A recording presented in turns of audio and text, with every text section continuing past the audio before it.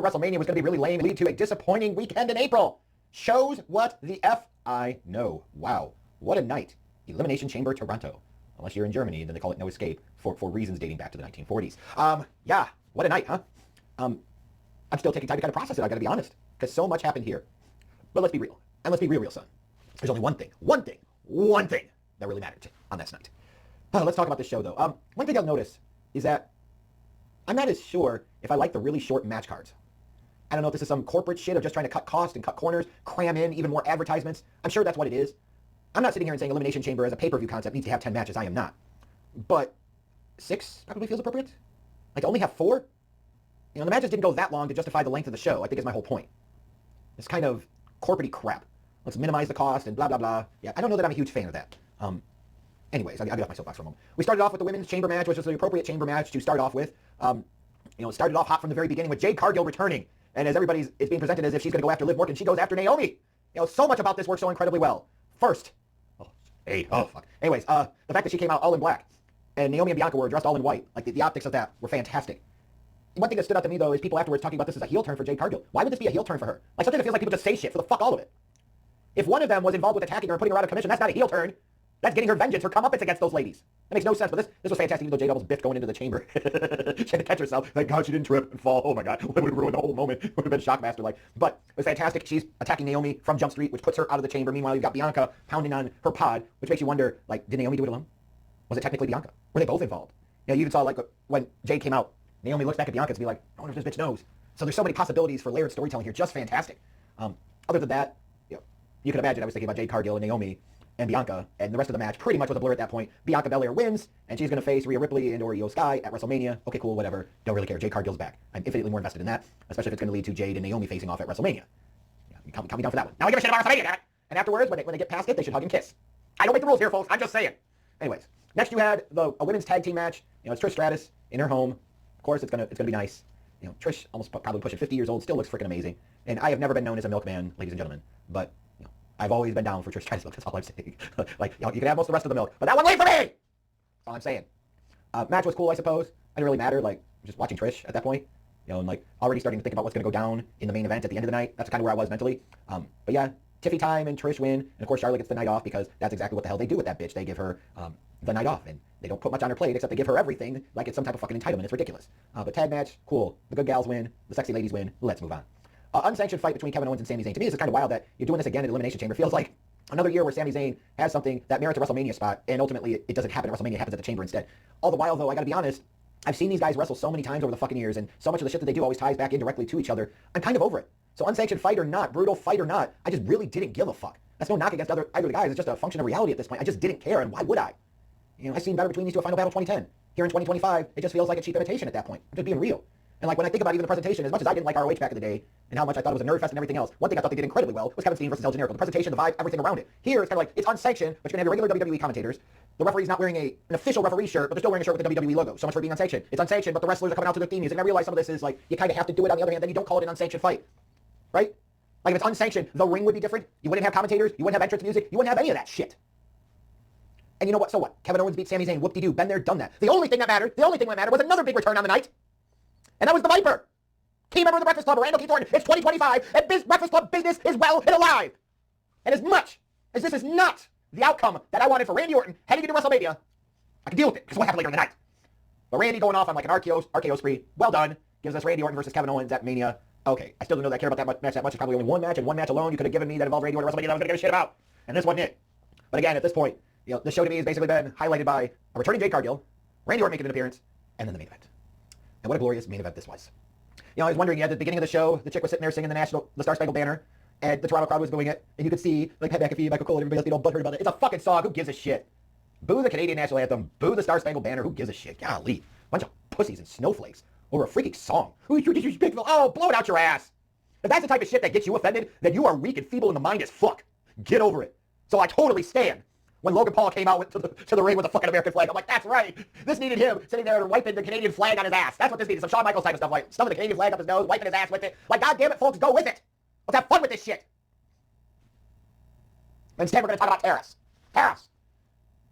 It's just unbelievable, man. How weak and soft wrestling and wrestling fans have become. It's pathetic to see and watch. But what all happened here? Damian Priest eliminates Drew McIntyre pretty quickly. It was fascinating in this chamber match to see how quickly some of these eliminations did happen. So it certainly seems like you're heading towards Priest and McIntyre at WrestleMania.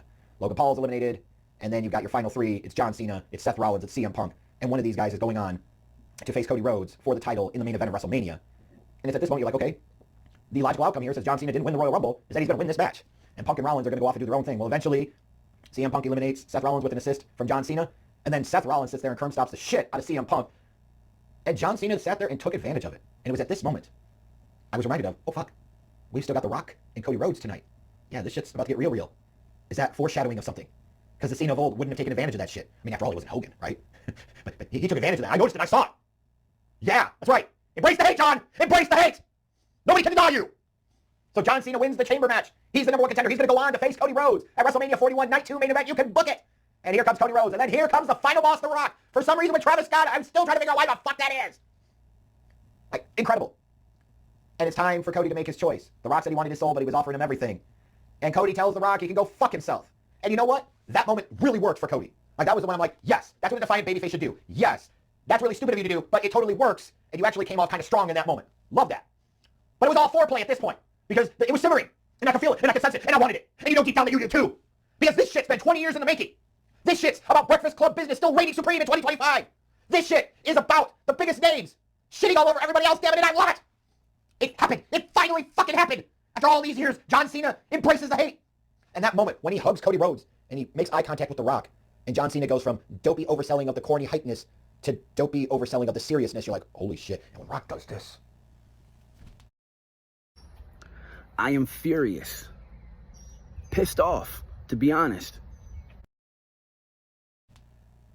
Oh, and the way the crowd could see it, and us watching at home could see it, but Cody Rhodes could not. He was about to get Pearl Harbor. And as John Cena sat there and gave Cody a quick, swift kick to the Runnels family jewels, you can feel it. The dream died again, just like he did in 2016. What an underrated line from The Rock that the crowd didn't pick up on. And then they go to town the next few minutes on Cody Rhodes, and it's this majestic moment where John Cena has become a new John Cena. 20 years in the making. If you're going to go out, you go out strong, brother. And the only thing that's stuck in the back of my mind the entire time is why the fuck is Travis Scott out there? So many of these things work. To those that are going to say, well, this shit doesn't make any sense for John Cena. Dude, he just lost the Royal Rumble. He wants to win Title 17. This is it for him. If you can't understand why aligning himself with The Rock would be beneficial there, The Rock, once again, the highest paid actor in the world, I don't know what the fuck to tell you. Cena wants a title, Cena wants more money. So much of this shit actually does make sense.